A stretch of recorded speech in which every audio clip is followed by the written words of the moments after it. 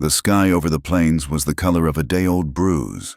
A vast, empty canvas of gray stretched taut from one horizon to the other. Below it, the land was no softer, just an endless sweep of brown grass and stubborn rock that offered no comfort to the eye. This was Clara's world, a world measured in fence posts and the ache in her bones. The wind, a constant, lonely companion, whipped strands of faded blonde hair across her face as she strained against the heavy gate, her knuckles white, her hands a testament to years of fighting a losing battle.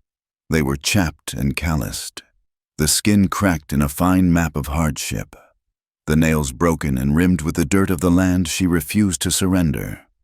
Her husband, Jedediah, had been gone 2 years now, his body buried on the little rise behind the cabin, his presence a ghost that lingered in the scent of sawdust in the barn and the way the porch swing creaked in the wind.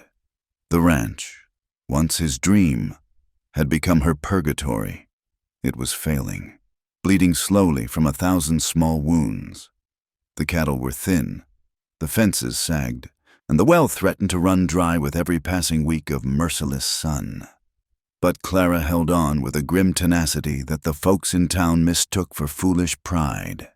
It was not pride. It was all she had left. The air grew heavy, thick with the smell of dust and distant rain. The cattle sensed it first, their lowing turning anxious as they milled near the sparse shade of a lone cottonwood. Clara squinted at the horizon, where the gray had deepened to a churning, malevolent black. A storm was coming, not a gentle spring shower to bless the earth, but a brawler of a storm, the kind that tore things apart. "Get on, you stubborn beasts," she muttered, her voice rough from disuse. She swung a length of frayed rope, slapping it against the flank of a lumbering steer. She had to get them into the small, Rickawati corral near the barn, the only shelter that might withstand the coming deluge. The first drop of rain was fat and cold, striking her cheek like a thrown stone, then another and another, until the sky opened up and a solid sheet of water descended. The wind rose to a shriek, driving the rain sideways in blinding gusts. The world dissolved into a maelstrom of gray water and howling sound. Thunder cracked overhead, not a distant rumble but a sharp, violent explosion that seemed to split the very air she breathed. The ground, already parched and hard, could not absorb the sudden flood. In moments, the dust turned to a thick, greedy mud that sucked at her worn leather boots with every agonizing step, trying to pull her down, to claim her for the earth. Her hair was plastered to her scalp, her thin cotton dress soaked through and clinging to her like a second skin. She was cold, but the fire of desperation burned hotter. She pushed, she yelled, her words swallowed by the storm's fury. The cattle, panicked by the lightning that forked across the sky, scattered in every direction. It was hopeless. She was losing them. She was losing everything. Defeated, she stumbled toward the fence line, intending to take shelter in the barn and pray that some of her herd would survive the night. The rain hammered down, each drop a tiny fist against her back. It was then, through the blur of water streaming down her face, that she saw it. A dark shape slumped against the lowest wire of her fence, a heap of wet cloth and despair that did not belong. Her first thought was that it was a dead calf, another loss to tally. But as she drew closer, the shape resolved itself into the form of a man.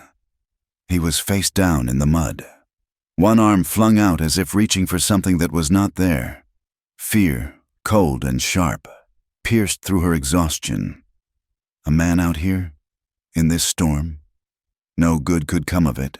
The instinct for survival, honed by years of solitude and hardship, screamed at her to turn back, to run to the safety of her cabin and bar the door. This was not her trouble. The world had given her enough of her own. She took a step back, the mud trying to claim her boot, but she could not turn away. She saw the dark stain spreading in the mud around his side, a stain too dark to be just water. Blood. He was hurt. She crept closer, her heart hammering against her ribs, a frantic drum against the thunder's roar.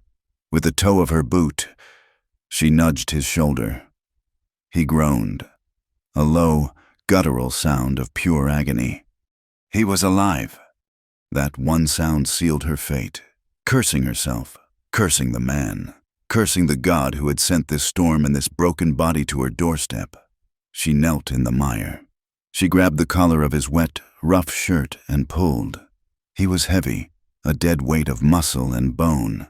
She grunted with the effort, her muscles screaming in protest. Inch by agonizing inch, she dragged him away from the fence, his boots leaving 2 deep furrows in the mud. He was a stranger, a potential danger, a man whose presence could bring untold ruin.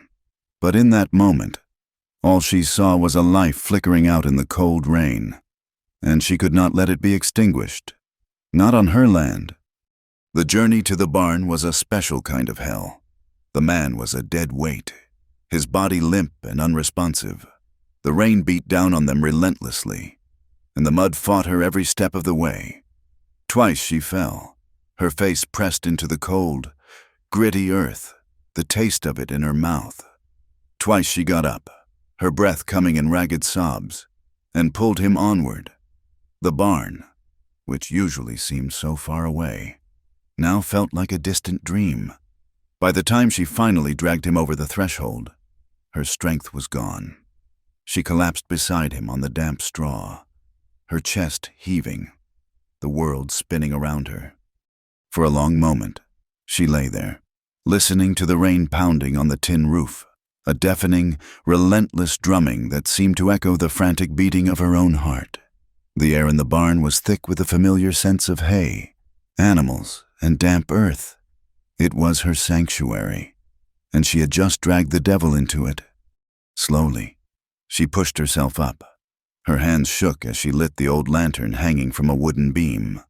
The flame sputtered to life, casting a small, flickering circle of golden light in the vast darkness of the barn. It pushed back the shadows, revealing the man more clearly. He was young, younger than she had first thought, perhaps not yet 30. His face was angular, all sharp planes and hollows, covered in a scruff of dark beard and streaked with mud.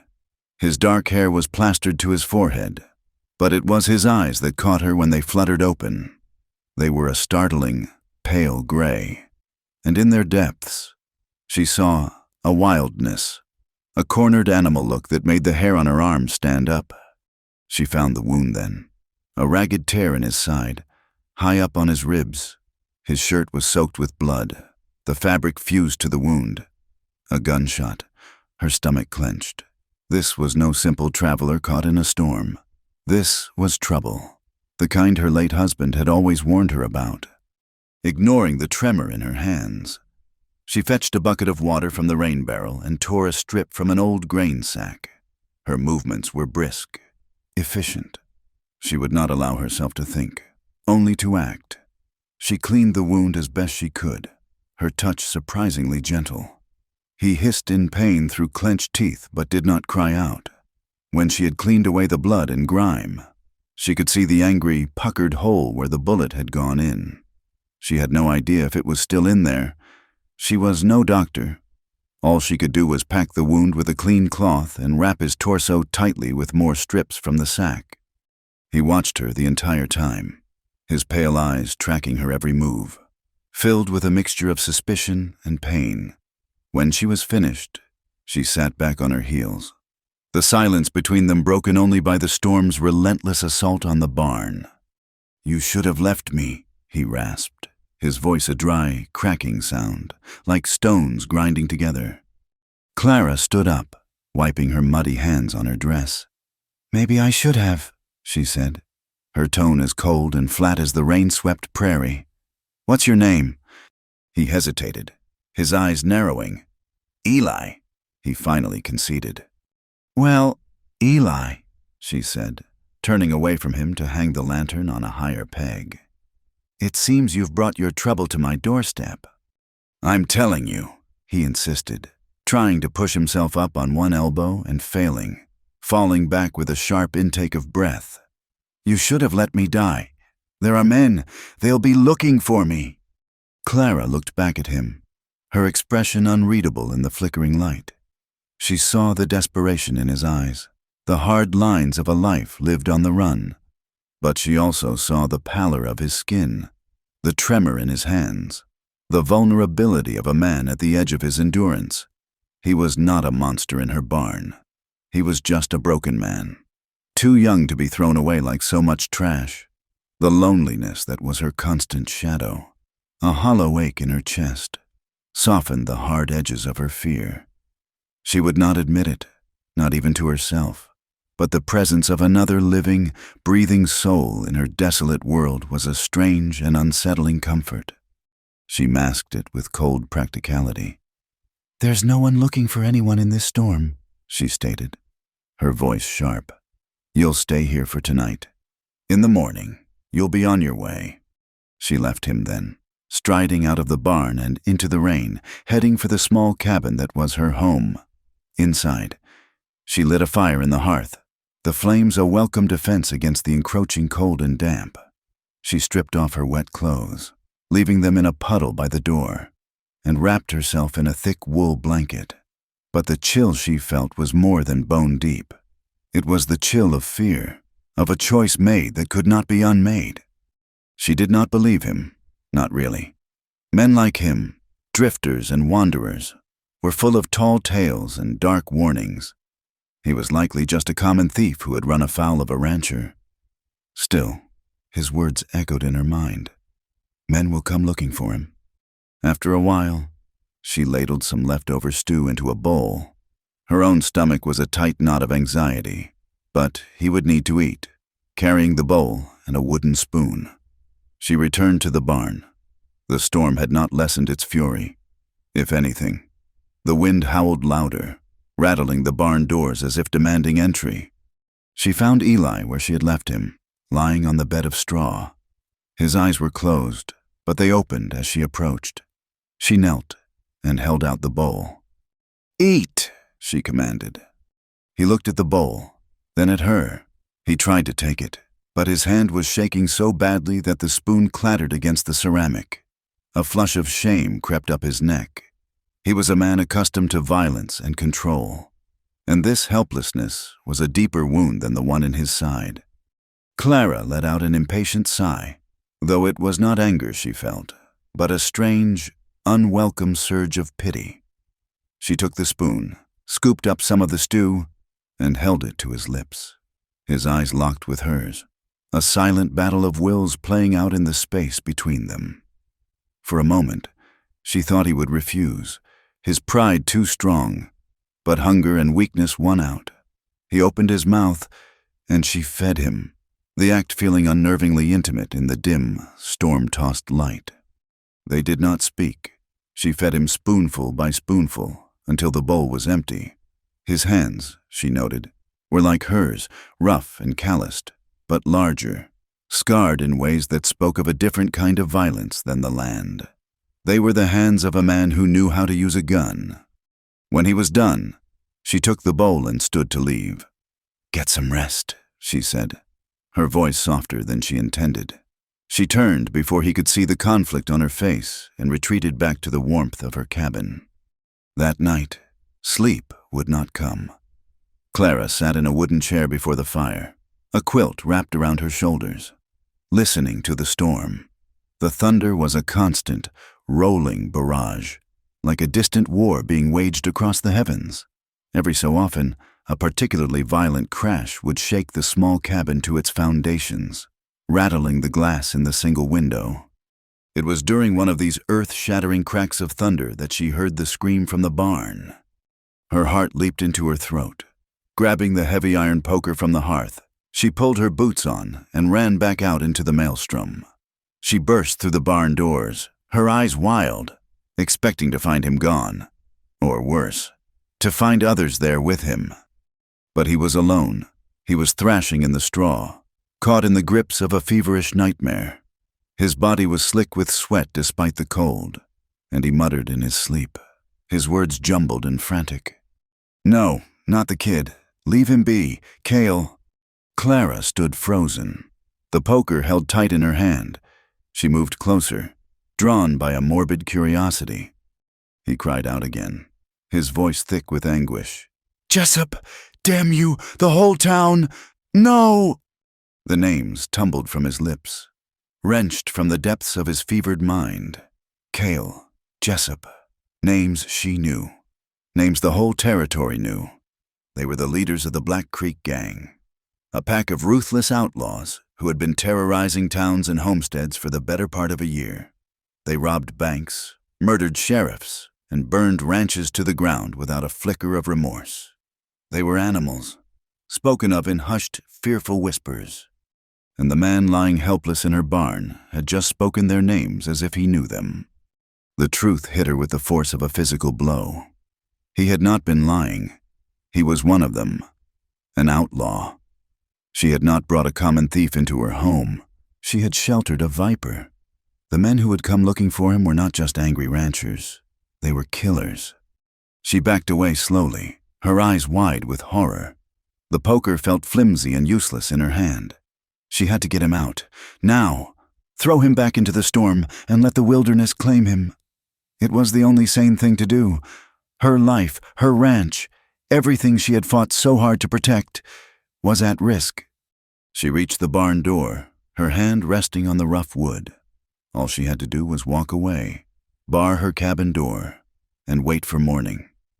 He was wounded and feverish. He would not survive the night in this storm. It would be a simple, clean solution. But she could not move.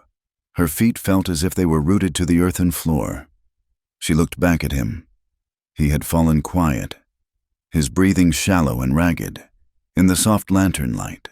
With the fight gone out of him, he looked impossibly young. The lines of pain and fear on his face were not those of a hardened killer, but of a lost boy haunted by his own demons. She thought of Jedediah, of the emptiness of her bed, of the crushing silence of her days. She thought of the whispers in town, the pitying looks from women who had husbands to go home to. Loneliness was a slow poison, and she had been drinking it for 2 long years. She had brought danger into her home, a man who was tied to the very same brand of violence that had likely taken her own husband from her. Every rational thought told her to save herself.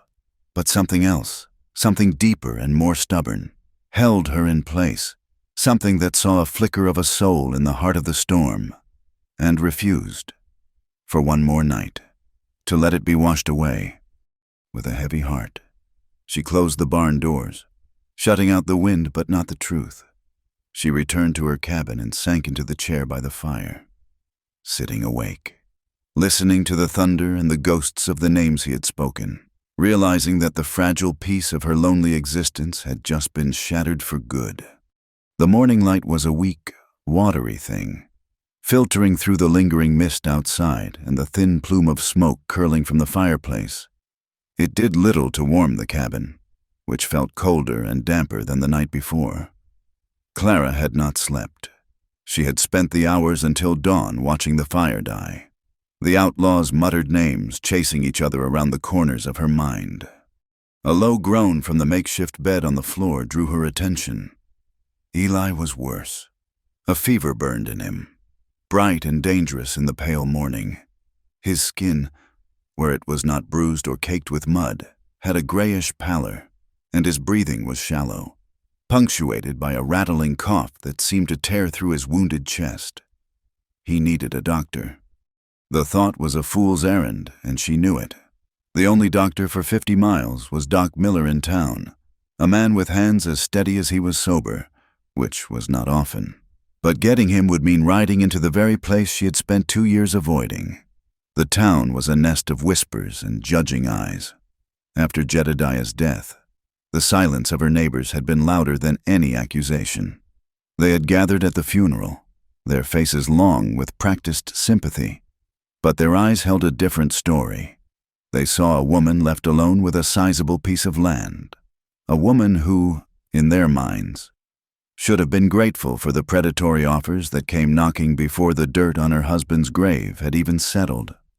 She could still feel the phantom weight of Silas Henderson's hand on her arm, his voice oozing concern as he offered to take the burden of the ranch off her delicate shoulders. He, like the others, had seen Jedediah's death not as a tragedy, but as an opportunity. The cattle raid that had killed him had been brutal and swift. She had found him by the northern creek bed, his body broken. The life bled out of him into the thirsty dust. The sheriff had called it the work of rustlers, maybe even Indians, a common enough danger, but the whispers in town had painted a different picture. They whispered that Jedediah had been too soft, that Clara had been a poor rancher's wife, that a woman alone could never hold what a man had built. They whispered that she was to blame, that her weakness had invited the violence that took her husband. So she had turned her back on them, on their pity and their greed. She had refused to sell, refused to crumble. Her stubbornness became a wall, and behind it, she had slowly, painfully, learned to endure the crushing weight of solitude, to ride into town now, begging for help for a wounded stranger she found by her fence. They would see it as the final crack in her defenses. They would descend like vultures. No, she could not fetch the doctor. Whatever happened to the man in her cabin, she would have to face it alone. She hardened her heart and went to him, a bowl of cool water and a fresh cloth in her hands. He was delirious, muttering again, but the names were gone, replaced by incoherent pleas and curses. She knelt beside him, the scent of fever and stale sweat rising from his body. She gently peeled back the makeshift bandage on his side. The wound was angry, the skin around it red and swollen. It needed cleaning. As she worked, her fingers brushing against his hot skin, something stirred within her. It was a feeling so foreign, so long buried, that for a moment she did not recognize it. It was the simple, startling awareness of another person's closeness. For 2 years, her only physical contact had been with the rough bark of trees, the coarse hides of her cattle, the unforgiving hardness of the land. Now, here was the warmth of human flesh, the solid presence of muscle and bone beneath her touch. It was terrifying and, in a way she dared not admit, it was electrifying. A current of life, however faint and fevered, was arcing between them in the silent cabin, awakening sensations she thought had been buried with her husband. She pulled her hand back as if burned, her breath catching in her throat. She finished her work quickly, her movements clipped and impersonal, trying to rebuild the wall around her heart. She redressed the wound and forced a few sips of water between his cracked lips. For the rest of the day, she kept a vigil, feeding the fire, checking on his fever, and fighting the war within herself. Every rational thought screamed that he was a danger, a poison she had foolishly welcomed. Yet, every time she looked at his face, contorted in pain, she saw not an outlaw, but a life hanging by a thread, a life that was now, for better or worse, in her hands. Late in the afternoon, the fever broke. He woke with a shudder, his pale gray eyes clear for the first time. They fixed on her, wide with confusion, then darted around the small cabin, taking in the stone hearth, the single cot, the sparse, worn furniture. He saw the clean bandage around his chest, and a deep, burning shame flooded his face. He tried to sit up, a grunt of pain escaping his lips. "Where?" he started, his voice a raw whisper. "My cabin," Clara said flatly, standing across the room, her arms crossed over her chest. "You've been out of your head for a day." He looked at his hands, then back at her. The wildness was gone from his eyes, replaced by a weary resignation. "I told you to leave me." He pushed himself up, his muscles trembling with the effort, his jaw tight with pain. "I can't stay here." "You can barely stand," she shot back. "Where do you think you're going?" "Away from you," he said, his voice laced with a self-loathing that surprised her. He staggered to his feet, swaying, one hand pressed to his wounded side. "I bring trouble. I told you." "You also spoke in your sleep," she said, her voice like ice. The moment had come. "You spoke names, Cale, Jessup, names from the Black Creek gang." He froze, his back to her. The tension in the small room became thick enough to breathe. He did not turn around, but she saw his shoulders slump in defeat. "I'm not a fool," she pressed on, stepping closer. "You rode with them, didn't you?" He finally turned, and the look in his eyes was one of utter desolation. "Yes," he admitted, the word barely audible. "I rode with them." "You're one of them," she said, the words tasting like ash in her mouth. "A killer, a thief." "No," he said, his voice gaining a sliver of strength. "Not anymore." He took a shaky step toward her, his eyes pleading. "I left them. That's why I was shot. I ran." "Why?" she demanded, her voice sharp, unforgiving. "Did your conscience finally get the better of you after a few dozen robberies?" His face hardened. "You want the truth? Fine." He leaned against the rough-hewn table for support, his breath coming in short, painful bursts. "We hit a stagecoach station south of Willow Creek. It was supposed to be easy, but there was a family there, a man, his wife, and their little boy, no older than 5. Cale. He wanted no witnesses. He told me to take care of the boy." Eli's voice broke. He looked away, his eyes fixed on the floor, but Clara could see the scene playing out in his memory, a private horror she could only imagine. "The boy was just standing there," he continued, his voice thick with emotion. "Looking at me. He wasn't even crying. I couldn't do it. I told Cale no. Jessup called me a coward. I turned my back on them, and they put a bullet in it." He looked up at her then, his soul stripped bare in his gaze. "I am a thief. I've done things that will haunt me until the day I die, but I am not a killer of children. That was the line I would not cross." Clara stared at him, her mind reeling. She felt a wave of revulsion at the thought of the violence, the cold-blooded world he came from, the Black Creek Gang. They were the very specter of the lawlessness that had created her own grief. But beneath the disgust, a flicker of something else took root. Pity. It was a weakness she could not afford, but it was there nonetheless. He had drawn a line in the sand, and it had cost him everything. "I should ride to the sheriff right now," she said, her voice trembling slightly. "Tell him I have a wounded outlaw in my cabin. There's a bounty on every member of that gang." "Then do it," he challenged, his voice weary. "Maybe it's what I deserve." She held his gaze, the threat hanging in the air between them, but they both knew it was hollow. She could not do it. She had already made her choice when she dragged him from the mud. She turned away from him, unable to bear the turmoil of her own emotions. "Get back on the floor and rest," she ordered, her voice rough. "You're no good to anyone, dead." The rain did not stop for 3 more days. It fell in a relentless, gray sheet, turning the world outside her window into a blurry, washed-out landscape. The cabin, once her sanctuary of solitude, became a cage. The forced proximity with Eli was a constant, simmering source of tension. They moved around each other with a wary caution, their orbits occasionally colliding in the small space, sending sparks of unspoken energy into the air. Their arguments were frequent and sharp, always over small, meaningless things. The way he stacked the firewood was wrong. The way she stirred the soup was too loud. These petty conflicts were masks for the larger, untalkable things that stood between them. His past, her grief, the danger he represented, and the strange, unwelcome pull she felt toward him. "You stare at me like you're waiting for me to sprout horns," he snapped one afternoon, after he had caught her watching him by the fire. "I'm waiting for your friends to show up and burn my home to the ground," she retorted, not missing a beat. The tension was a living thing in the room, coiling tighter with each passing hour. It was in the long, loaded silences, in the way his eyes followed her as she moved about the cabin, in the way her own breath would catch when he stood too close.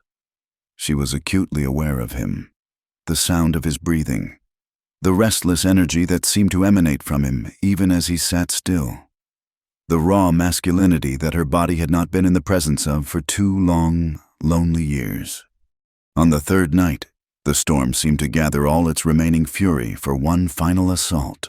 The wind shrieked like a banshee around the eaves of the cabin, and the windows rattled in their frames. Sleep was impossible. Clara lay on her cot, listening to the storm and to the sound of Eli's restless movements on the floor. Then she heard the cabin door creak open and shut. She sat bolt upright, her heart pounding. Had he left, or had someone else arrived? She crept to the window and peered through the rain-streaked glass. She saw him. He was standing out in the deluge, his back to the cabin, a lone, haunted figure silhouetted against the turbulent darkness. He was pacing, back and forth, like a caged animal, his head bowed against the wind and rain. He was fighting his demons out there in the storm, and a part of her, the part that knew what it was to be haunted, could not bear to let him fight alone. Without thinking, she pulled on her boots, threw the door open, and plunged into the night.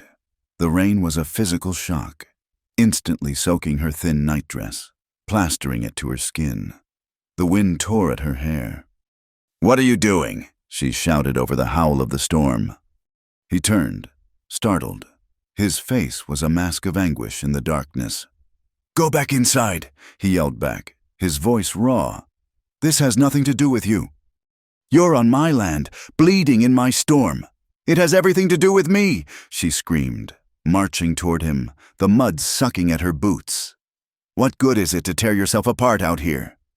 "It's better than tearing apart your home," he roared, his control finally snapping. He strode to meet her, his eyes blazing with a desperate fire. "You don't know what I am. You should have left me to die. Everything I touch turns to rot and blood."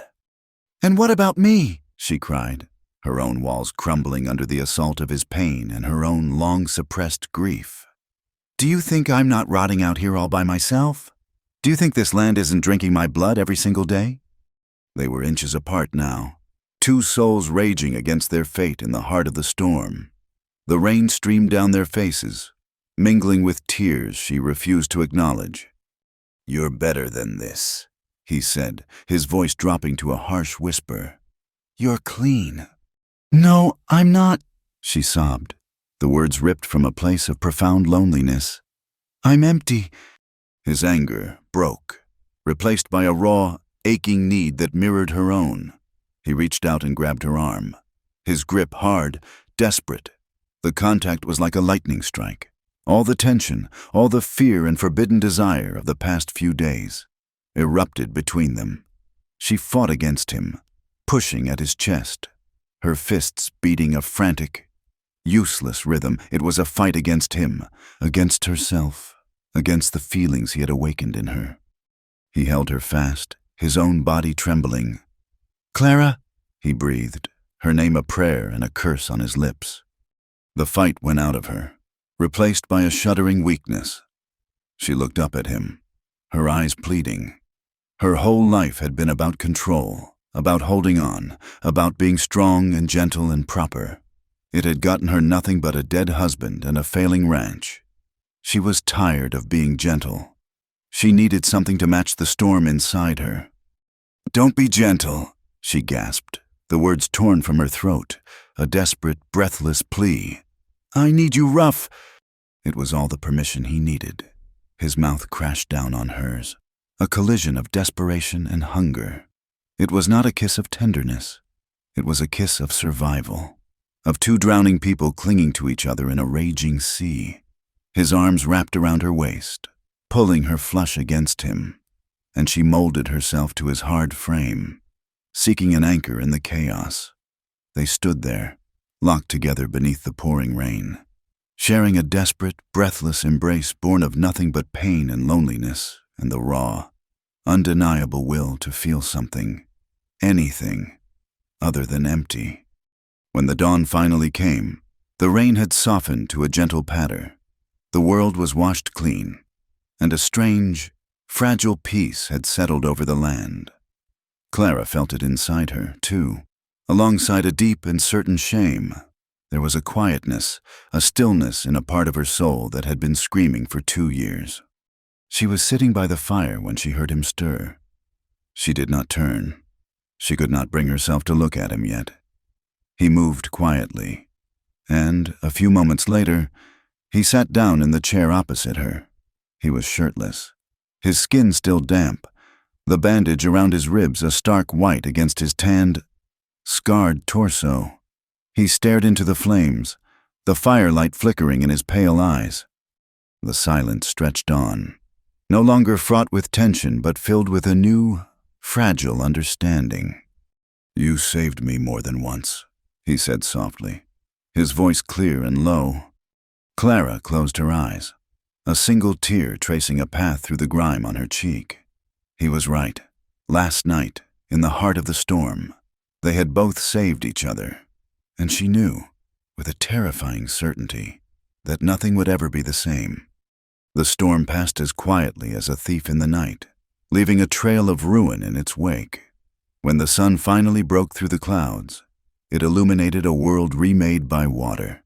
The land was a sodden sponge.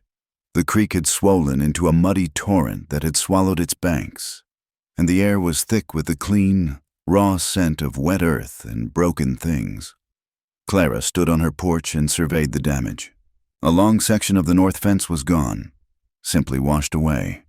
The roof of the chicken coop had been torn half off, and shingles from the barn roof were scattered across the yard like fallen leaves. Of the small herd she had fought to save, she could only count 6 head huddled miserably near the barn. The rest were gone, likely miles away or drowned in the flash floods that had scoured the low-lying pastures.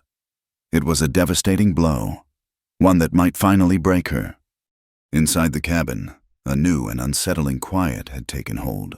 The fragile intimacy forged in the storm had evaporated with the morning mist, leaving behind a heavy, awkward silence.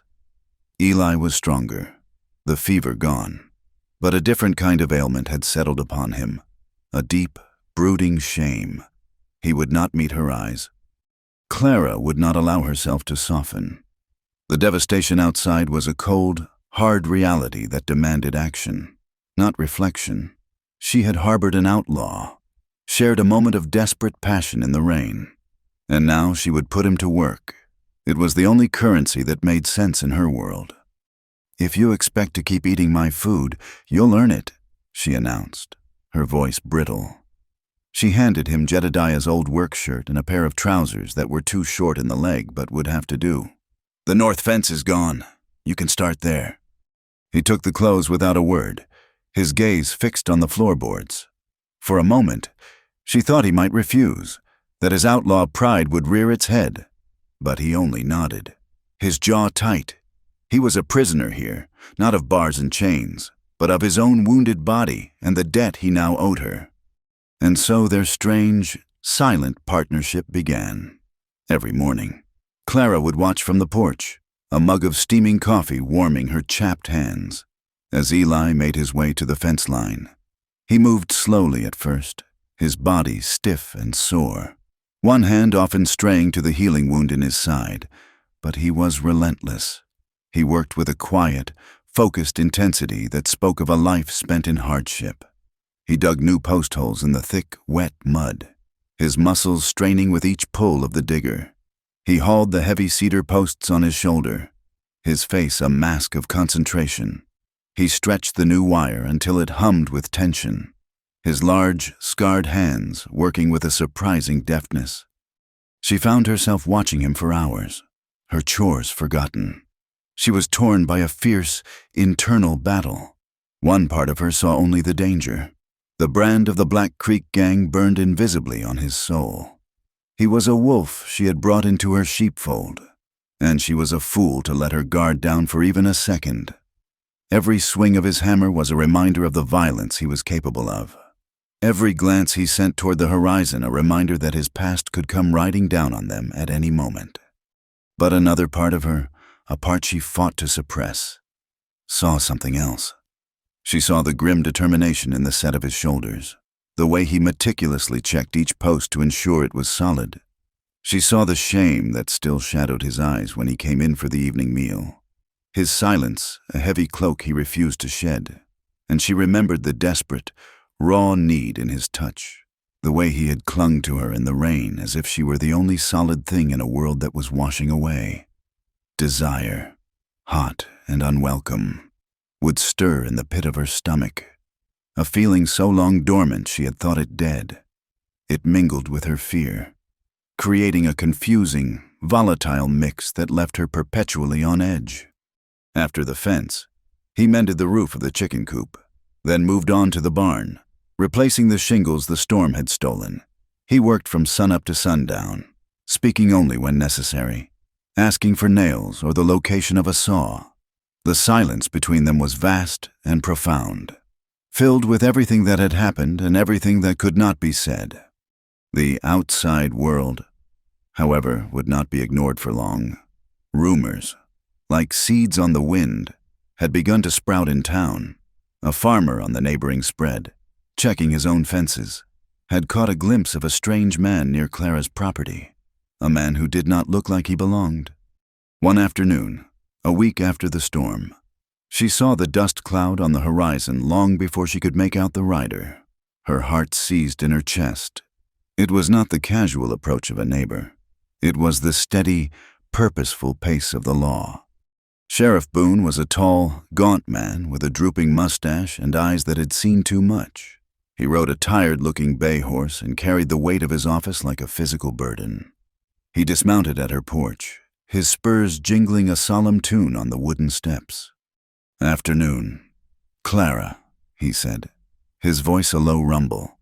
He removed his hat, revealing a fringe of graying hair around a sun-beaten scalp. "Sheriff," she acknowledged, her voice tight. She did not invite him in. She stood in the doorway, a silent barrier.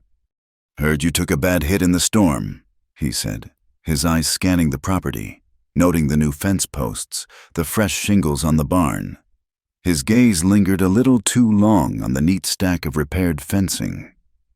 "Looks like you've been busy." "There is always work to be done," she replied. Her hands clasped so tightly her knuckles were white.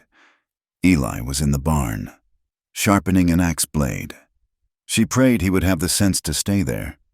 "Heard something else, too," the sheriff continued, his eyes finally settling on her face, sharp and probing.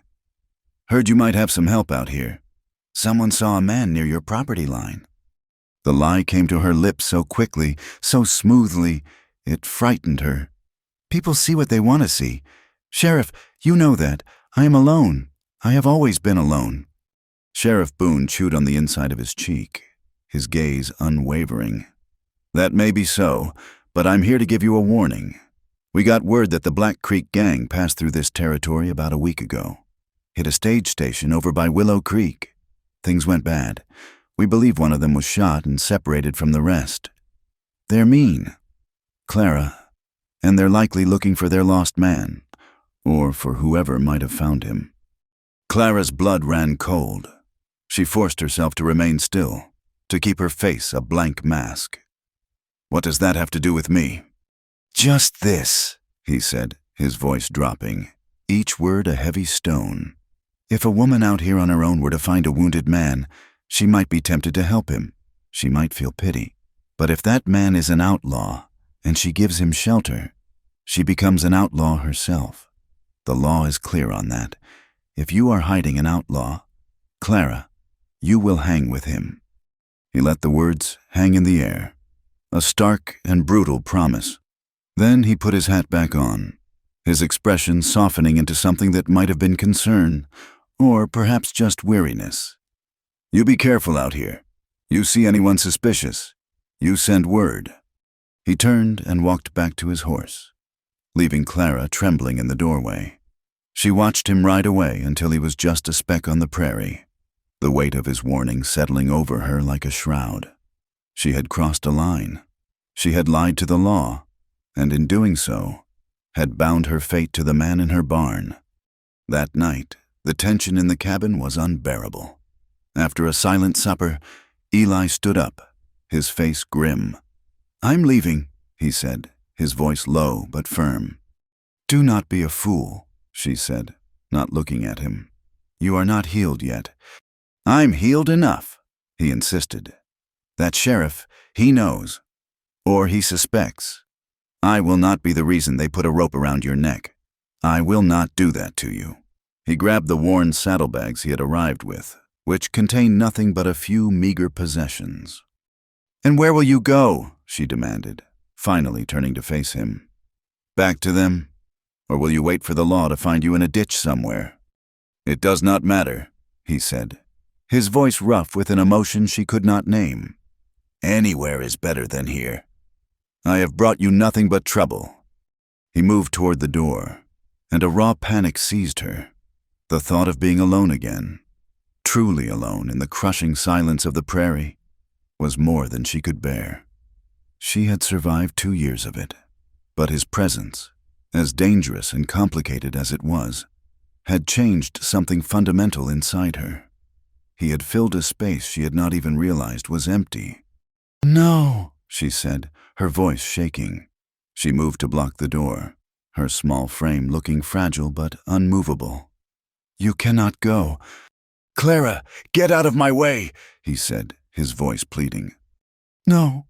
She looked up at him, her eyes shining with unshed tears. The truth, raw and painful, spilled from her lips. "Jedediah is gone. The neighbors turned their backs. The land is all I have, and it is dying. I cannot lose another person."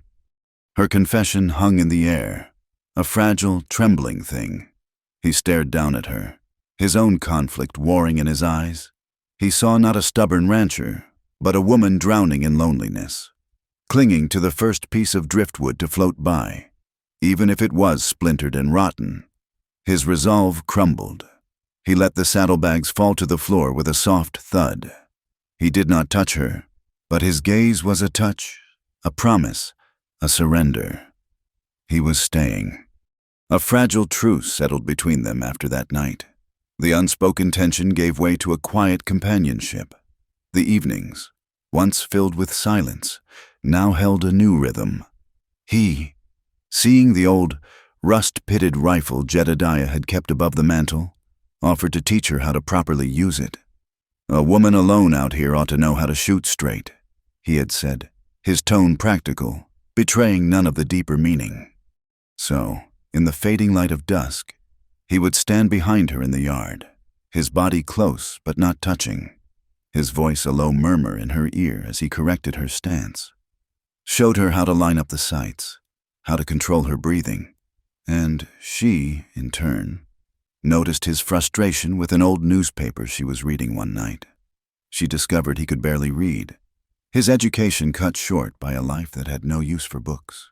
She brought out the only book she owned, her mother's old, leather-bound Bible. "It is the only way to learn," she had said softly. Night after night, by the flickering light of the fire, she would sit beside him, her finger tracing the words as she sounded them out. His brow would furrow in concentration, his rough, calloused finger following hers as he stumbled through the verses. In those quiet moments, the walls between them began to crumble. He spoke of the guilt that was his constant companion, a weight so heavy he sometimes forgot what it felt like to stand up straight. She spoke of her loneliness, a cold, hollow ache that the vastness of the prairie only amplified. They were two broken souls, finding a strange sort of comfort in the jagged edges of the other's pain. A delicate, dangerous calm began to bloom in the heart of the desolate ranch.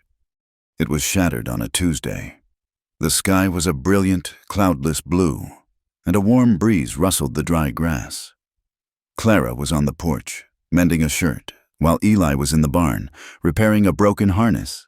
It was a peaceful, domestic scene, so normal it felt like a dream. Then she saw them.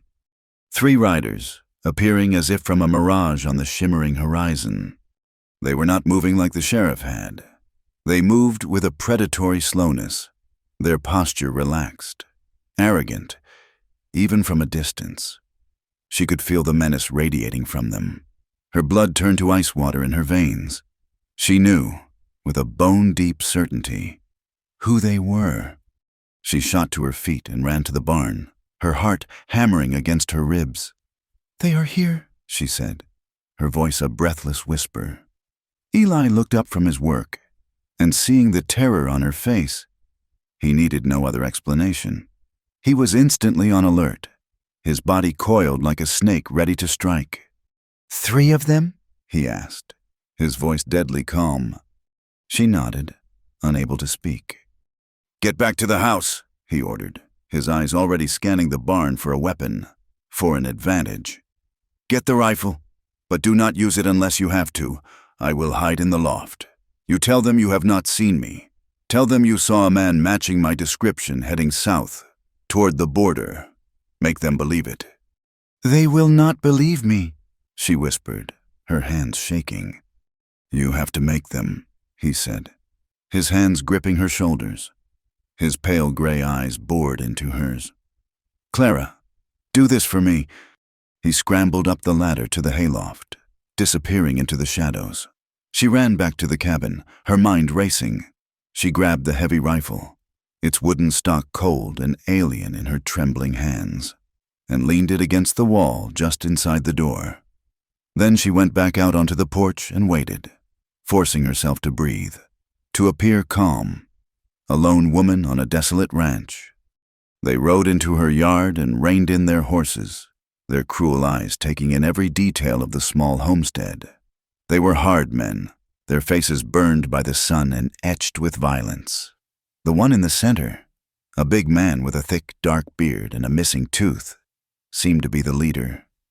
"Afternoon, ma'am," he said, his voice a gravelly drawl that held no warmth. "We are looking for a friend of ours. Seen anyone pass this way?" "I see no one out here," Clara said, her voice surprisingly steady. "The storm washed out the roads. You are the first people I have seen in over a week." The man chuckled, a humorless sound. "Is that so? We heard different. We heard a man was seen on this land, a man with a gunshot wound in his side." "Then you heard wrong," she said, lifting her chin. The man swung down from his horse, his boots thudding on the hard-packed earth. The other 2 remained mounted, their hands resting casually on their pistols. "My friend, he is a liar and a thief," the man said, walking slowly toward the porch. "He stole something that belongs to our boss. We aim to get it back, and him with it." He stopped at the bottom of the steps, his piggish eyes raking over her, making her feel soiled. "You sure you have not seen him? Tall fellow, dark hair, gray eyes. Looks meaner than he is." "I told you," she said, her voice shaking now. "I am alone." The man's smile was a predator's grin. He lunged up the steps and grabbed her arm, his fingers digging into her flesh like talons. "I do not like being lied to, little lady." Clara cried out in pain and fear, trying to wrench her arm free. "Let go of me! You tell us where he is, and we will leave you and your pathetic little ranch alone," he snarled, his face inches from hers, his breath foul. "You lie to us again, and we will burn this place to the ground with you inside." He shoved her hard, sending her stumbling back against the cabin wall. From the barn, in the suffocating heat of the hayloft, Eli heard her cry of pain. He had been listening, his knuckles white as he gripped an old pitchfork, his body taut with a murderous rage. He had told himself he would stay hidden, that he would let her handle it, that his presence would only make it worse. But hearing her cry out, hearing the brute threaten her, a red haze descended over his vision. He could not stand it. He could not let them hurt her.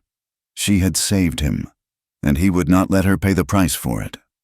The man on the porch raised a hand to strike her. The explosion of the rifle shot was deafening in the sudden stillness. The man on the porch jerked, a look of stunned surprise on his face. A dark, circular hole appeared in the center of his chest. He staggered back, his mouth opening as if to speak, but only a gurgle of blood came out. He toppled backward off the porch and landed in the dust with a sickening thud. Clara screamed. The 2 riders stared in shock, their hands flying to their guns. From the dark maw of the barn doorway, Eli emerged, Jedediah's rifle at his shoulder, smoke curling from the barrel. His face was a mask of cold fury. He worked the lever action, chambering another round with a smooth, practiced motion. It was all the riders needed to see. They were not looking for a gunfight. Terrified, they yanked their horses' heads around and spurred them into a frantic gallop, fleeing the ranch as if the devil himself were on their heels. Silence descended, thick and ringing. The only sounds were the fading hoofbeats of the fleeing horses and the buzzing of flies that were already beginning to gather. Eli lowered the rifle, his chest heaving. He looked at the body of the man he had just killed, lying in a spreading pool of dark blood. Then he looked at Clara, who was huddled against the wall, her face white with shock, her eyes wide with horror. His fate was sealed. There was no more hiding, no more running. He had brought the violence he had tried to escape directly to her doorstep. Blood now soaked the mud of her yard, and as if on cue, the sky, which had been so clear and blue just moments before, began to darken.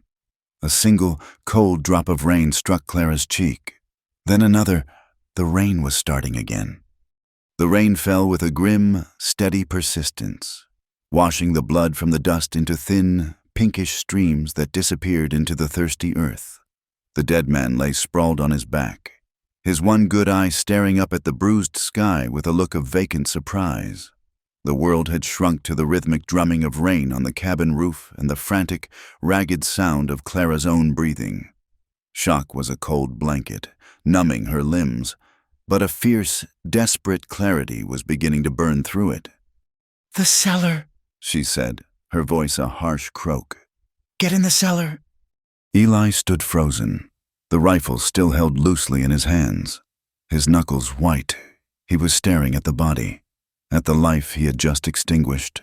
The cold fury that had propelled him from the barn had vanished, leaving behind a hollow, sickening emptiness. "Eli, now!" Clara's voice was sharp, cutting through his daze. "He will come back. The sheriff. He will see the body and he will know." The cellar was a cramped, musty hole in the ground under the main room of the cabin, accessed by a thick wooden trapdoor. It was where she stored her meager supply of root vegetables and preserved goods. It smelled of damp earth and decay. Without a word, Eli moved, his action stiff and mechanical. He handed her the rifle and lowered himself into the darkness. Clara slid the heavy door back into place, the wood groaning in protest. She threw a dusty rag rug over it. The pattern faded, the edges frayed. It was a flimsy disguise, but it was all she had. She took a deep, shuddering breath and forced herself to think. The story had to be simple. The man and his friends had threatened her. They had left, but he had come back alone. He had tried to force his way into her home. She had been terrified. She had run inside, grabbed Jedediah's rifle, and when he came at her, she had shot him. It was self-defense. The lie felt thin and brittle in her mind. A piece of glass she was praying would not shatter under scrutiny. She spent the rest of the day in a state of high alert, every gust of wind sounding like hoofbeats, every shadow a phantom rider. The rain finally tapered off near dusk, leaving the air heavy and cool. She did not dare light a lamp. She sat in the darkness, listening for any sign of life from the cellar beneath her feet, and waited for the law to arrive. He came the next morning. Clara saw the dust of his single horse from the window, and her stomach twisted into a knot of pure dread. She smoothed her dress, tucked a loose strand of hair behind her ear, and stepped out onto the porch, schooling her features into a mask of weary resignation. Sheriff Boone dismounted, his eyes immediately falling on the body, which she had covered with a canvas sheet. He looked from the sheet to her, his expression grim and unreadable. "Clara," he said, his voice flat. "Looks like you had some trouble." "He came back," she said, her voice trembling just enough to be convincing. "After you left yesterday, the other two rode off, but he came back. He said he was going to burn me out. He tried to get in the house." She gestured with a shaking hand to the rifle leaning just inside the door. "I was scared. I shot him." The sheriff walked over to the body and pulled back the canvas. He stared down at the dead man's face for a long moment, then crouched, examining the wound. "One shot, clean through the chest. That's good shooting for a scared woman." I got lucky. She whispered, her throat dry. He stood up and looked around the yard, his gaze methodical, missing nothing. He noted the 2 sets of fresh tracks leading away from the property, now faint after the rain. "You said 2 others were with him?" Yes, they left when he did. He came back alone. "And why would he do that?" the sheriff asked, his eyes narrowing slightly. "Leave his friends just to come back and terrorize you by himself?" I do not know, Clara said, shaking her head. Men like that, I do not know how they think. The lie felt weaker now, full of holes she could not seem to plug. The sheriff seemed to sense it. He walked up the porch steps, his presence large and intimidating in the small space. His eyes lingered on her, not with suspicion, but with a kind of possessive assessment that made her skin crawl. It was the same look Silas Henderson and the other men from town gave her, a look that stripped her down to her most basic assets. A woman, alone, with land. I believe you, Clara, he said, his voice a low, confidential murmur. A man like this gets what he deserves. But the thing is, a judge might not see it that way. He might ask questions. He might wonder why a member of the Black Creek gang would be out here in the first place. He paused, letting the implication hang in the air. Unless, of course, he had a reason to be, unless he was looking for someone. He was looking for trouble, Clara insisted, her heart pounding. Maybe. The sheriff's gaze drifted past her into the dim interior of the cabin. "You mind if I take a look inside, just to make sure everything is in order? Make sure you are truly alone." It was not a request. Fear, cold and sharp, lanced through her. Eli was right beneath their feet. If he made a sound, if the sheriff noticed the rug, if he suspected anything, they would both hang. "There is nothing to see," she said, trying to block the doorway. "It is just my home." He gently but firmly moved her aside. "It will only take a moment." He stepped inside, his boots loud on the wooden floorboards. The cabin suddenly felt impossibly small, a trap about to spring. He walked through the main room, his eyes scanning every corner. He peered into the small, curtained-off alcove where she slept, his gaze lingering on her unmade cot. He was not just searching for a man. He was invading her life, taking inventory of her solitude. He stopped in the middle of the room, his boots directly on top of the rug that covered the cellar door. Clara held her breath, convinced she was about to faint. The seconds stretched into an eternity. Below, Eli would be able to hear every footstep, every word, holding his own breath in the suffocating darkness. "It is a small place for one person," the sheriff observed, looking down at the rug. "Lots of folks have cellars for storage. You got one?" "It flooded in the storm," she lied, her voice thin. "The door is swollen shut. I have not been able to get it open since—" He looked at her, then back at the rug. He seemed to consider it, then gave a small, almost imperceptible nod. He had made his decision. For now. "Well, I will send the undertaker out for the body. I will need you to come into town in a few days to sign a statement." Just a formality. He walked back to the door, pausing beside her. He was too close, his scent a mixture of cheap tobacco and sweat. "A woman like you," he said, his voice low and suggestive, "should not be out here all alone. It is not safe. If you ever need anything at all, you know where to find me." He touched the brim of his hat and was gone. Clara stood there, trembling, until the sound of his horse had faded completely. Only then did she stumble back inside, her legs giving way. She collapsed to her knees, her body shaking with a violent, uncontrollable tremor. She had done it. She had risked everything. She slid the trap door open.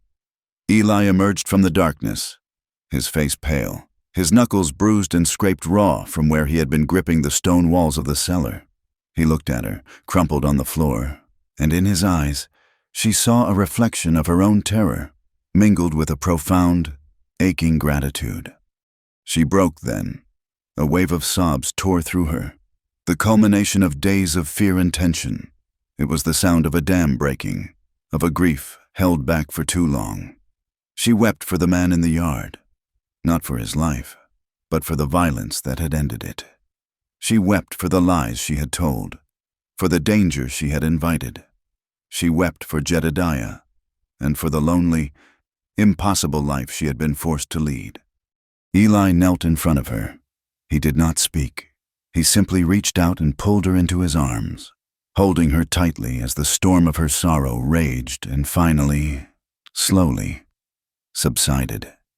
He held her with a strength that was both powerful and gentle, a silent acknowledgement of the terrible line she had crossed for him.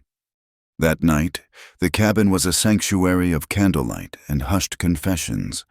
The dead man was gone, hauled away in the back of the undertaker's wagon, but his ghost lingered. The violence had changed the air between them, stripping away the last of their pretenses. Clara sat on the floor by the fire, her hands wrapped around a warm mug. "He was not a good husband," she said softly, her voice still hoarse from weeping. Eli sat opposite her, his expression watchful, patient. "My father owed us a great deal of money," she continued, staring into the flames. "Jedediah was a good man, a kind man, but he was much older than me. Marrying me was part of the arrangement. It settled the debt." She looked up, her eyes shining in the firelight, raw with a truth she had never spoken aloud. "I respected him, but I never loved him. He would touch me, and I would feel nothing, just a cold, empty duty. When he died, I grieved for the life I had lost, for the loneliness, but I never grieved for the love we did not have.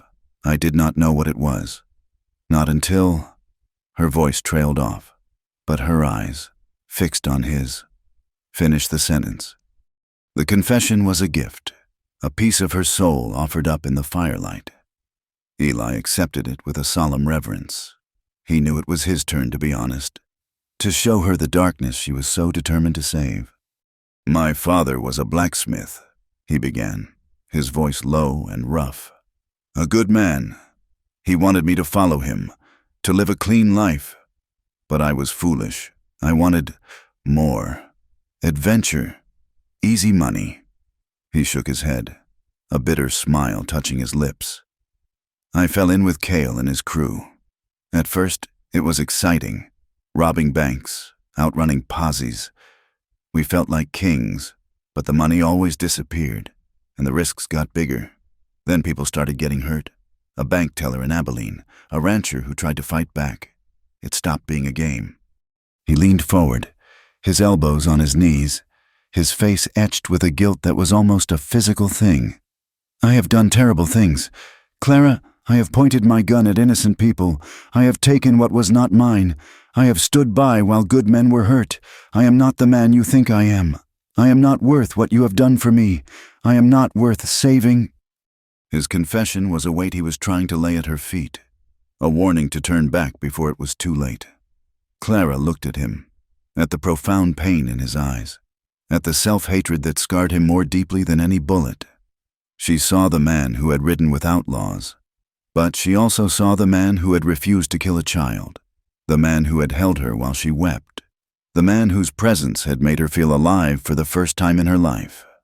She reached across the small space between them and gently touched his hand. His skin was rough, calloused, but there was a tremor running through it. "You already are," she whispered. In the days that followed, a fragile peace descended upon the ranch.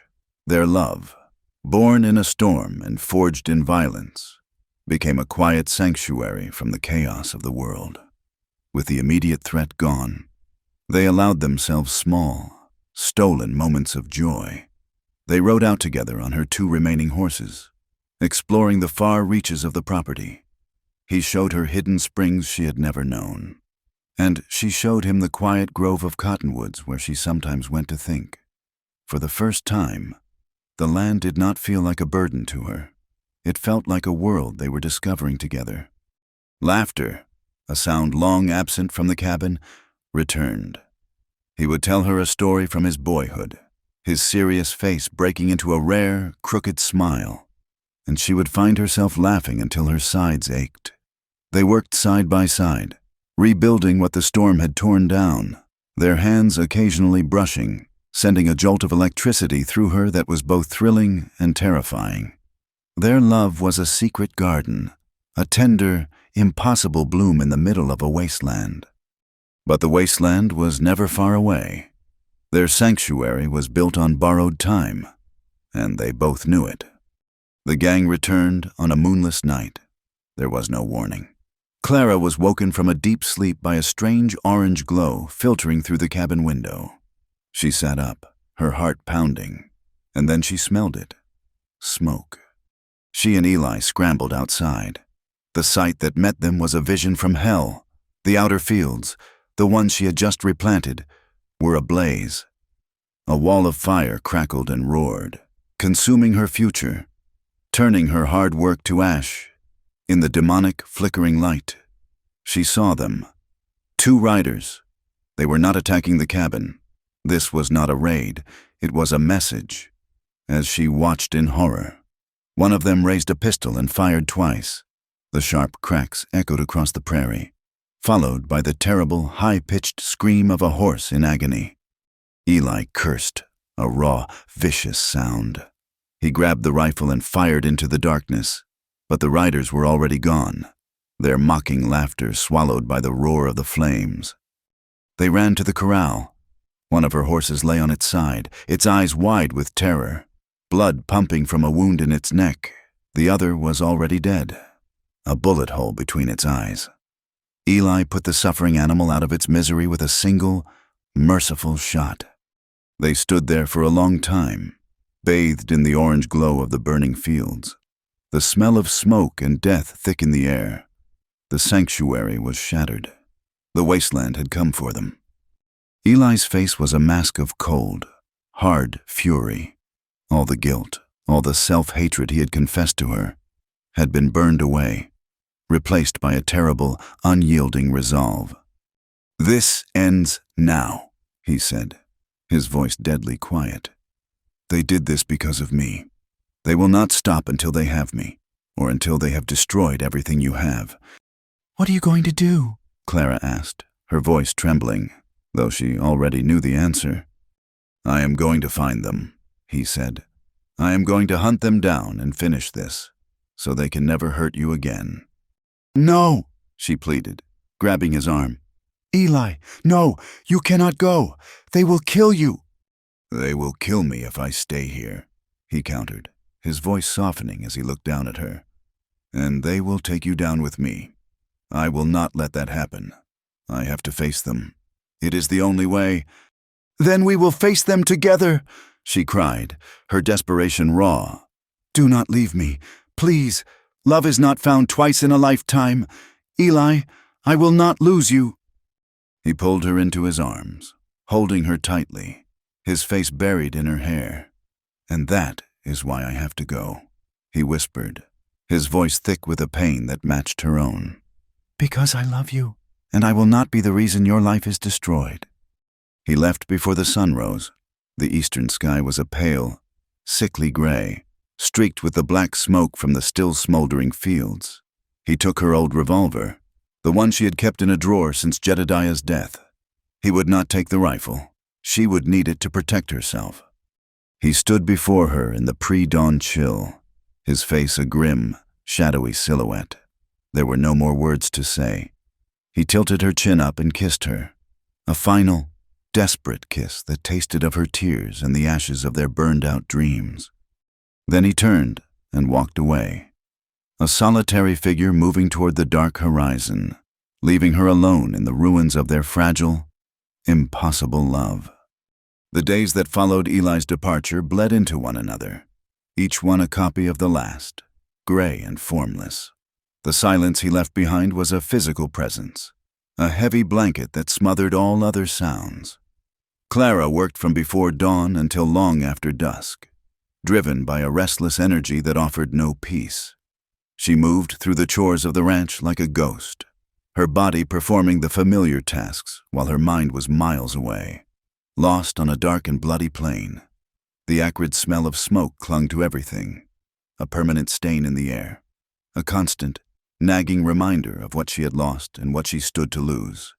Every charred fence post was a monument to the violence he had brought, and every mended shingle on the barn a testament to the brief peace he had given her. The ranch, which had once been her purgatory of loneliness, now felt like his tomb. She saw him everywhere.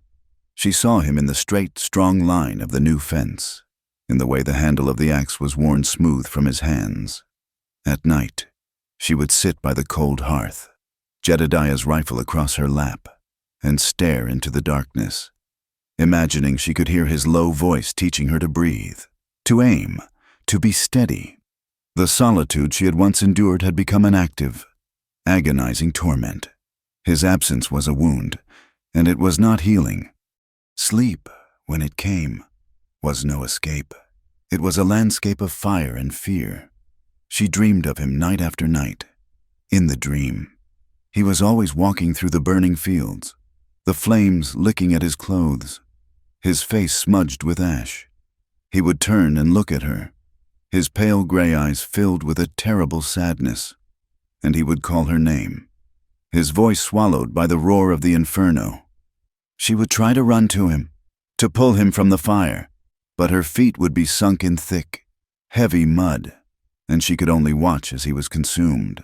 She always woke with his name on her lips, her body slick with a cold sweat, the smell of smoke so real it felt like she was choking on it. 4 days after he left, she ran out of flour. The thought of riding into town was nauseating. The town was a place of judging eyes and cruel whispers.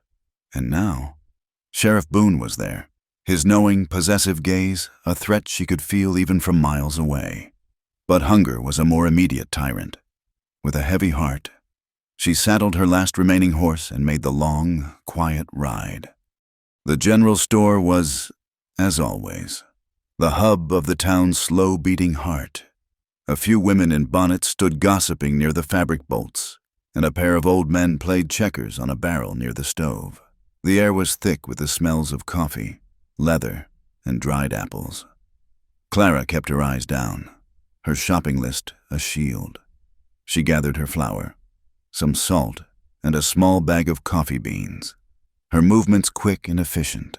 She wanted only to pay and leave, to retreat back to the relative safety of her haunted silence.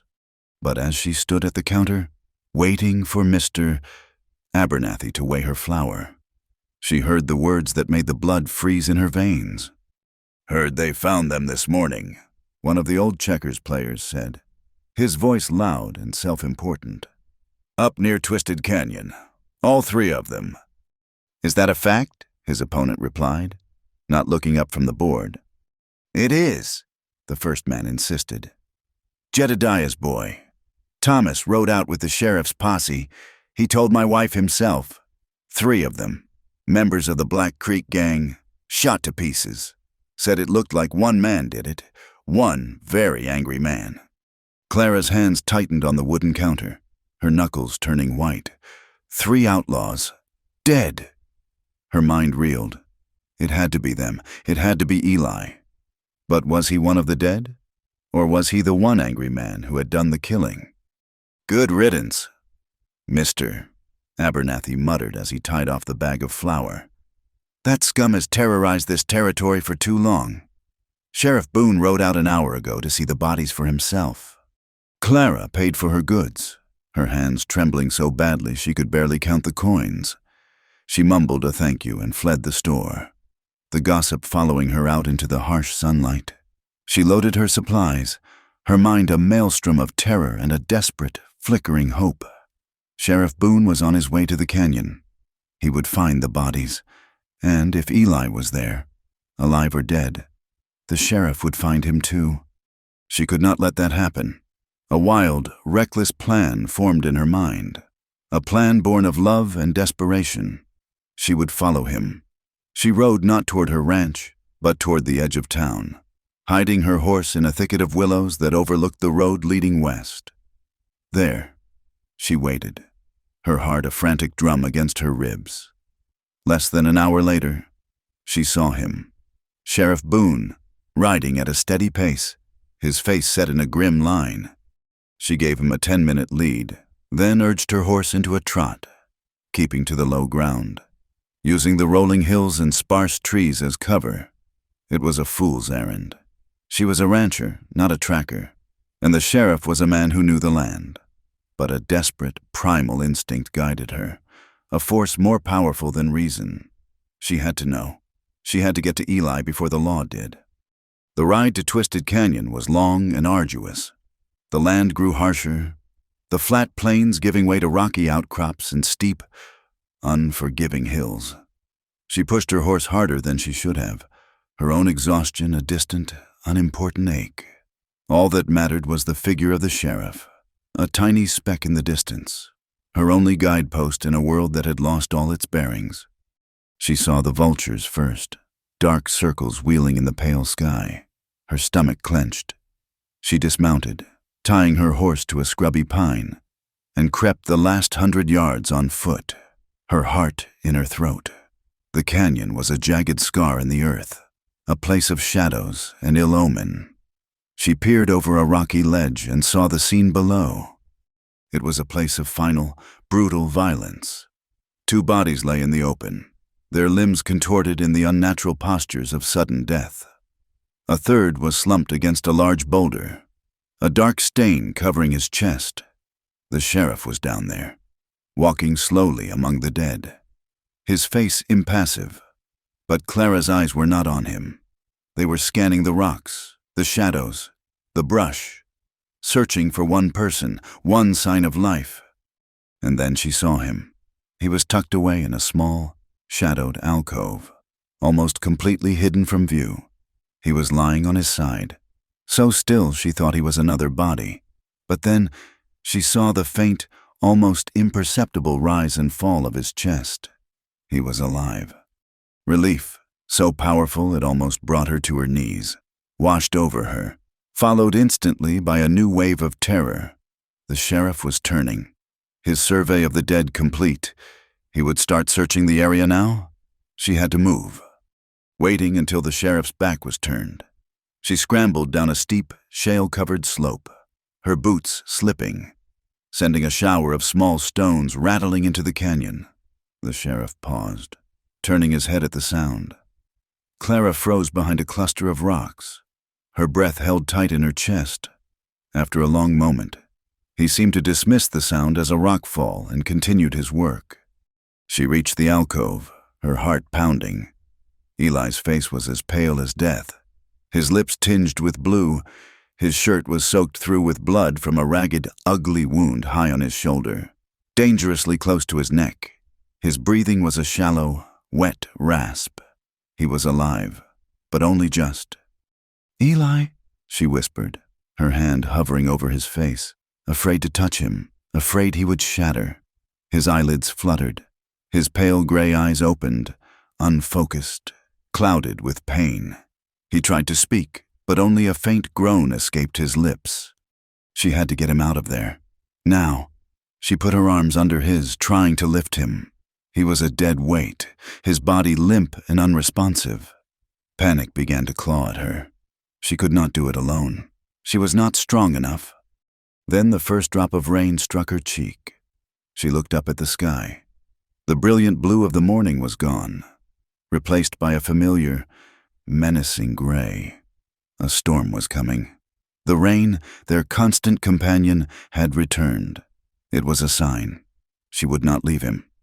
She redoubled her efforts, fueled by a surge of adrenaline. She looped her arms under his and pulled, dragging him from the alcove. Every movement sent a fresh wave of agony through his body, and a low moan of pain was torn from his throat. "I am sorry," she whispered, her tears mingling with the first drops of rain. "I am so sorry, my love, but we have to go."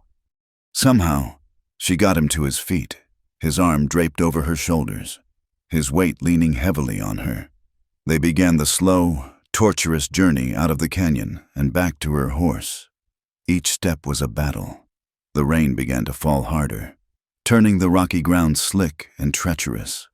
The sky grew dark, and a low rumble of thunder echoed in the distance. The storm mirrored the tempest in her own soul, a maelstrom of grief, hope, and sheer, bloody-minded will. He was dying in her arms, and she was carrying him through a world that seemed determined to claim them both. By the time they reached her horse, they were both soaked to the bone, and Clara was trembling with exhaustion. Getting him onto the saddle was another near-impossible feat. She managed it, somehow, and then pulled herself up behind him, her arms wrapped tightly around his waist to hold him in place. She urged the exhausted horse onward, back toward the ranch, back toward their fragile sanctuary. The ride home was a nightmare of rain and darkness. Eli drifted in and out of consciousness, his head lolling against her shoulder, his delirious whispers lost in the howl of the wind. Clara held on, her body screaming with fatigue, her mind focused on one single, unwavering thought. She would not let him die. They reached the cabin just as the storm broke in its full fury. Lightning split the sky, followed by a deafening crash of thunder. She half carried, half dragged him inside, barring the door against the raging storm. She laid him on the floor by the hearth and worked with a frantic, desperate energy. She stoked the fire, stripped him of his wet, bloody clothes, and began the grim task of tending to his wound. The bullet had gone clean through, but it had torn through muscle and sinew, and he had lost a great deal of blood. She cleaned the wound as best she could with boiled water and whiskey, her hands shaking but her purpose clear. She packed it with clean cloth and bound it tightly, praying it would be enough. He thrashed on the floor, caught in the grip of a violent fever. He cried out names she did not know, ghosts from a past she could only imagine. Sometime near midnight, his eyes opened, and for a moment, they were clear. He looked at her tear-streaked, mud-spattered face, at the frantic way she was working to save him. "You should have let me die clean," he whispered, his voice a dry, rattling thing. "Out there, it would have been a clean end."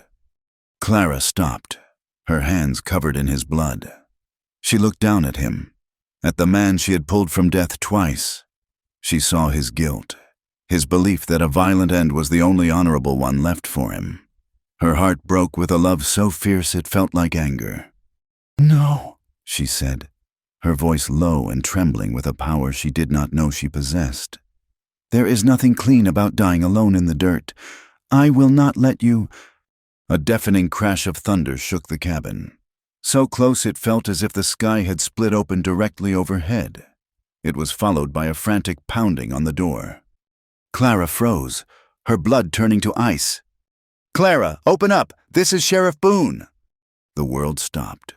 She looked from the door to Eli, helpless on the floor, and back again. There were no more lies to tell. The truth was here, bleeding on her floorboards. Slowly, as if in a trance, she rose and unbarred the door.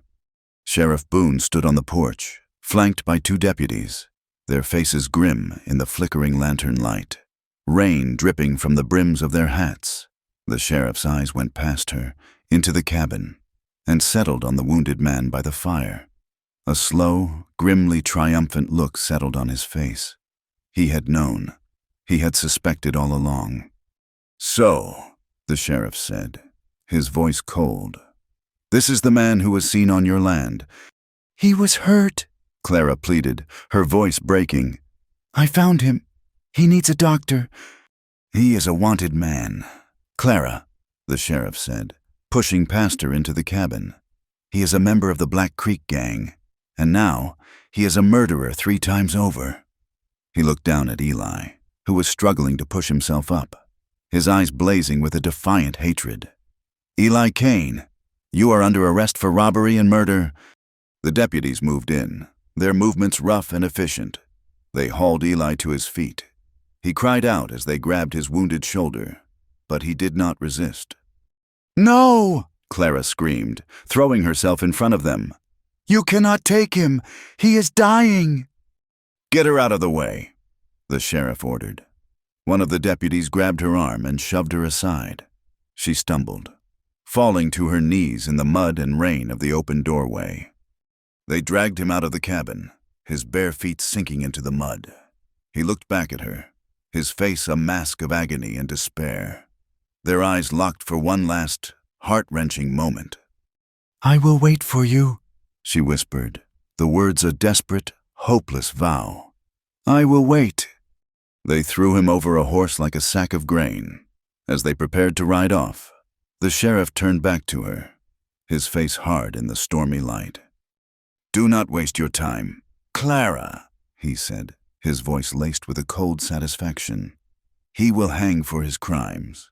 That is a promise." Clara looked up at him from her place on the ground, her dress soaked, her face streaked with mud and tears. The broken, grieving woman was gone, replaced by someone forged in fire and loss, someone with nothing left to lose and therefore nothing left to fear. "Then I will stand beneath the rope if I must," she answered, her voice clear and steady in the raging storm. He stared at her for a moment, then turned and rode away, disappearing with his deputies and his prisoner into the rain-swept darkness. Clara remained on her knees in the mud, the cold seeping into her bones. Long after they were gone, the rain fell, washing the tears from her face, but it could not wash away the desolation in her soul. Suddenly, a brilliant, blinding flash of white light split the night, followed an instant later by a sound like the world cracking in two. Lightning! It struck the massive, ancient cottonwood tree that stood beside the barn. The tree exploded in a shower of sparks and splinters. A heavy, burning limb crashed down onto the barn roof. Within seconds, the dry, hay-filled barn was an inferno. Flames, orange and red, leaped into the night sky, their roar joining the chorus of the storm. For a moment, Clara was paralyzed by this final, cruel blow. The universe itself seemed determined to strip her of everything. But then, something inside her, a stubborn, resilient core of pure will, took over. She scrambled to her feet and ran, not away from the fire, but toward it. She wrenched open the doors of the small, attached stable, choking on the thick, black smoke. Her horse, the last living thing she had to care for, was inside, screaming in terror. She grabbed its bridle, her voice a soothing murmur against its panic, and let it out into the rain, away from the collapsing, burning structure. She stood in the downpour, the horse trembling beside her, and watched her husband's barn, the place where she had first saved Eli, burned to the ground. She did not cry. Her tears had been washed away by the rain, and all that was left was the smoke, stinging her eyes, and the cold, hard certainty of the promise she had made. The weeks that followed were a study in desolation. The blackened skeleton of the barn stood as a grim monument against the sky, and the smell of ash was a ghost that never left. The silence of the ranch was absolute, a crushing weight that pressed down on Clara day and night. She moved through the motions of survival, her body a machine, her soul a hollowed-out cavern where echoes of his voice and the memory of his touch were the only inhabitants. The law had a long memory, and the town had a short one. Eli Kane, the outlaw, was to be the centerpiece of their justice, a spectacle to remind them of the thin line between civilization and the wild. His hanging was set for the end of the month. Clara knew what she had to do. The ranch, the land that had been her prison and her sanctuary, was no longer her own. It belonged to a life that was over, with a heart as heavy and hard as stone. She rode to the neighboring property and sold her last 6 head of cattle and the horse she had saved from the fire to Silas Henderson.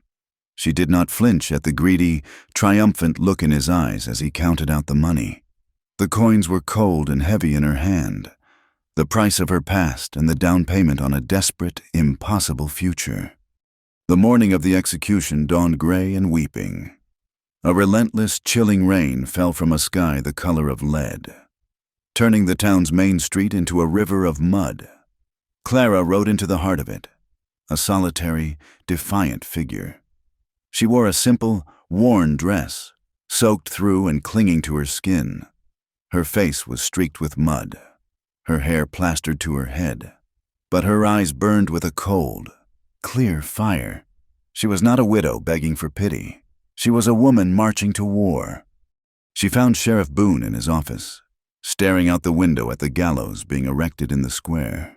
The raw, new wood of the structure looked obscene against the grim backdrop of the storm.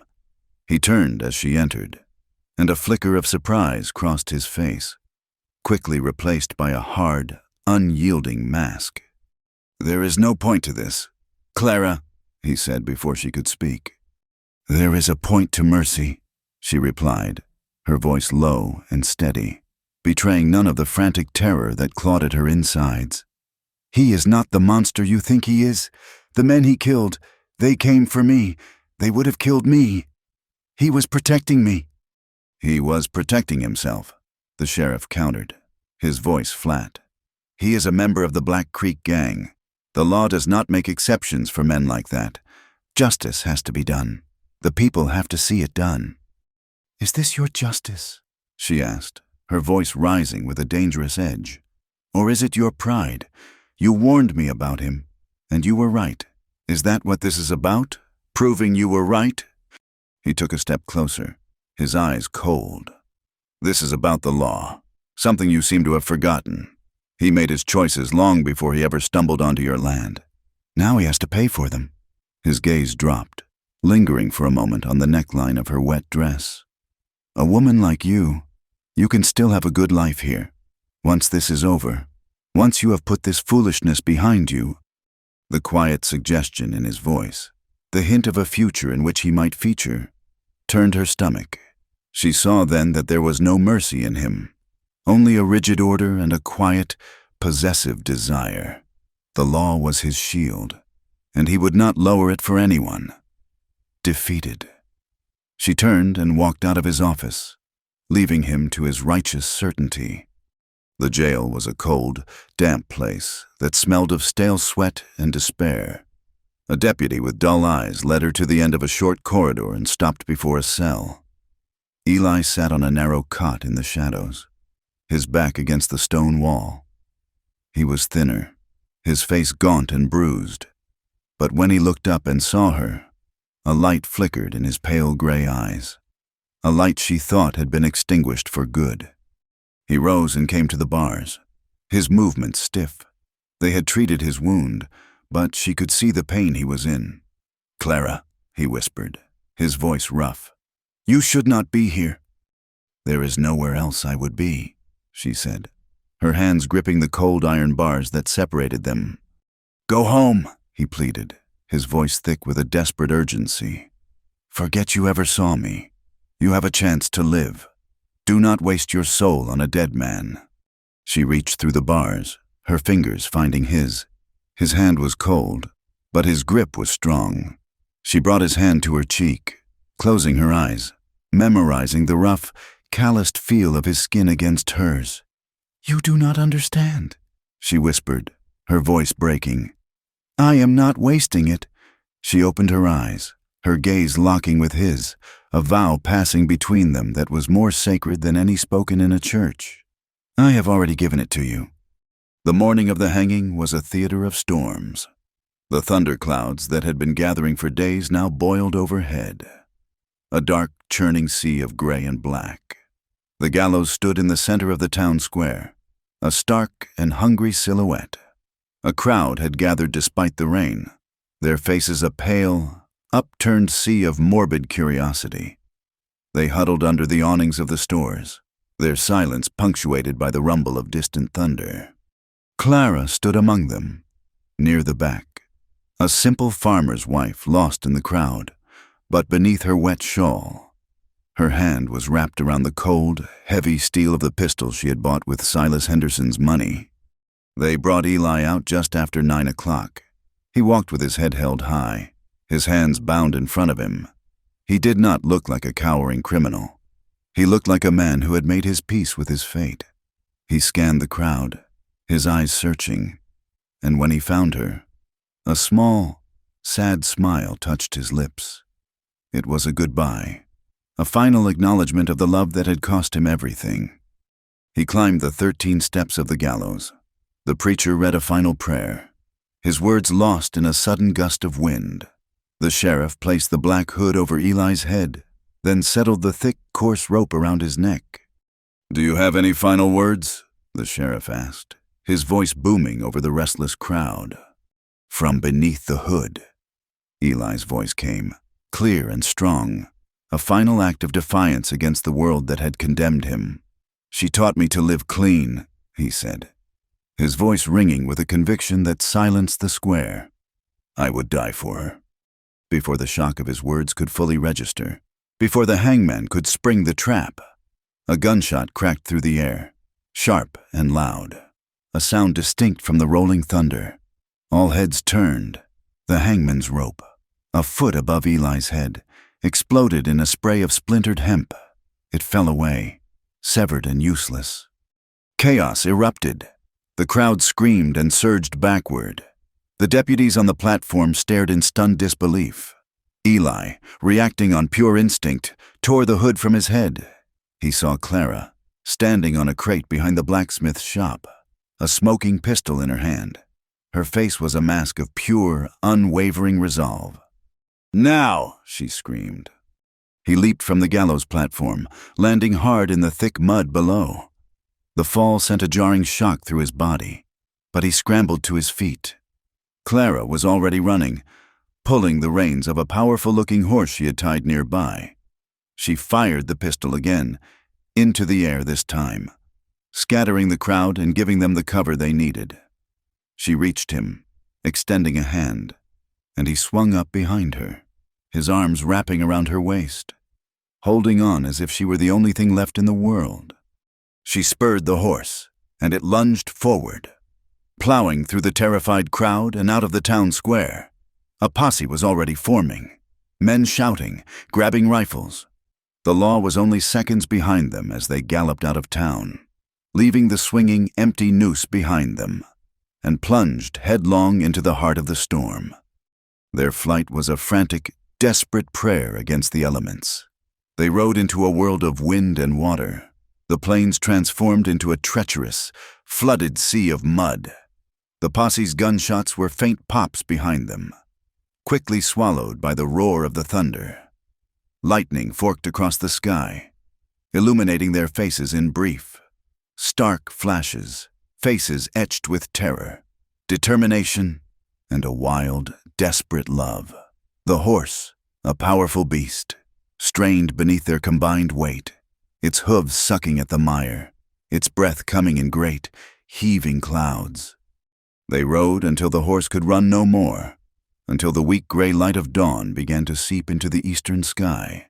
Before them lay the river, no longer a gentle creek, but a churning brown monster, swollen with the night's rain, tearing at its banks. There was no bridge, no crossing.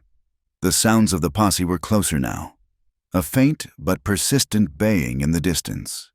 They had no choice. Clara urged the horse into the raging current. The animal fought bravely, but the force of the water was too great.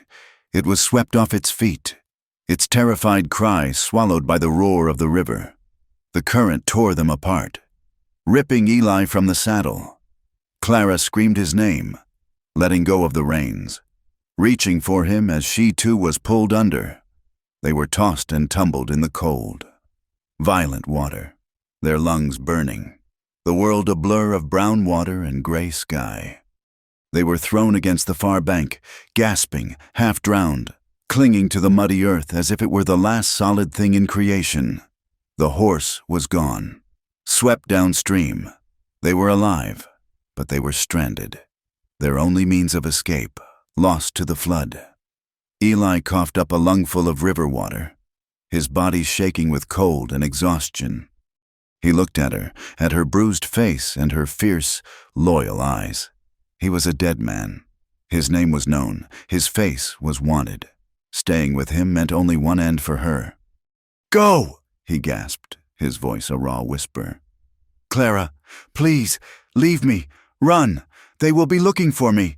Not you. You can hide. You can still live. She crawled to him through the mud, her body aching, her heart a raw, open wound. She shook her head, her wet hair clinging to her face. She looked at this man she had pulled from the mud, from the law, from the grave. He was her storm, her sanctuary, her damnation, and her salvation. The thought of a life without him was a thought of a world without air to breathe. "No," she said, her voice quiet but absolute. "They will have to find us together. I would rather die beside you today than live another day without you."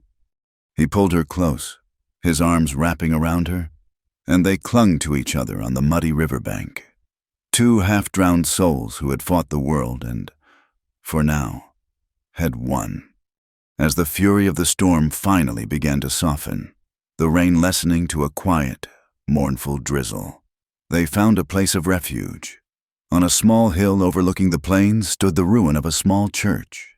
Its roof was long gone, and its stone walls were covered in a verdant layer of moss. But it was shelter. Inside, protected from the wind, they found a large, broken wooden cross, fallen from its place but still intact, leaning against the far wall. They sank to the floor before it, their bodies battered, their spirits utterly spent. They were shivering, torn, and trembling, but they were alive, and they were together. He tilted her face up to his thumb gently wiping the mud from her cheek. There were no words left to say. Everything had been said in the thunder, in the rain, in the desperate flight for their lives. He lowered his head and kissed her, a kiss that was not of passion, but of a profound and heartbreaking peace. It was the kiss of a final surrender, an acceptance of their shared fate. They held each other in one final embrace, two outlaws in a ruined church, their love the only prayer they had left. The morning sun broke over the eastern horizon, its golden light spreading across the rain-washed plains. The storm clouds were gone, leaving behind a sky of brilliant, startling blue. The rain had finally stopped, hidden in the tall, wet grass near the silent ruin. Sheltered by the forgotten walls of the old church, they were invisible to the world. Their struggle was over, their peace found at last in the quiet of the new day. Thank you for joining us on this journey through the unforgiving frontier. We would love to hear where you are listening from, so please drop a comment below and connect with fellow fans of the Old West. Do not forget to subscribe to the From Wild West channel and share your thoughts in English.